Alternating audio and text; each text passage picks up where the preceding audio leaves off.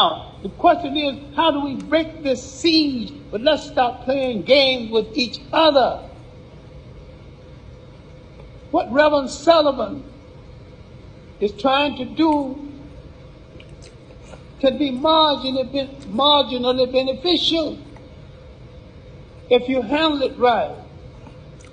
But you have to understand the difference between pan-capitalism and pan-Africanism. Pan-capitalism is American corporations dominating the wealth of Africa. Pan-Africanism is African people throughout the world controlling the wealth of Africa. All religions, all fraternities, everything that touches your life must be an instrument of your liberation, or you must throw it into the ash can of history. We have no time for ceremony without substance. We must be led back to where we fell from, the control of the state, all by ourselves, not the imitators of our colonial masters or our slave masters. This is our crisis all over the world.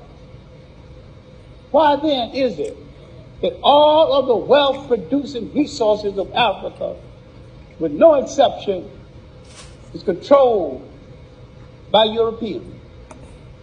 They have convinced your mind that you cannot control the wealth of your own country. You cannot control the gold that comes from the ground in your own country. You cannot make the ships or manage the harbor in your own country. And so long as you do not believe this, you're going to turn this over to other people. And you need to study the history of the rise of modern Japan. When Perry went and kicked open the door,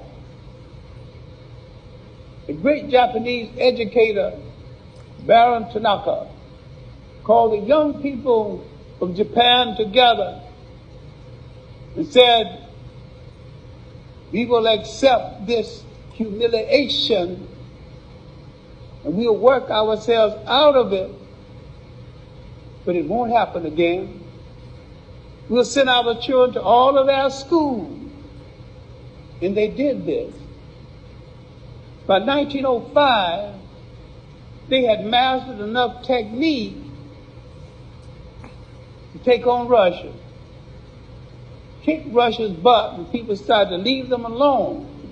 And they started a concept called the yellow pill, the danger from Asia. They were making the airplanes, everything.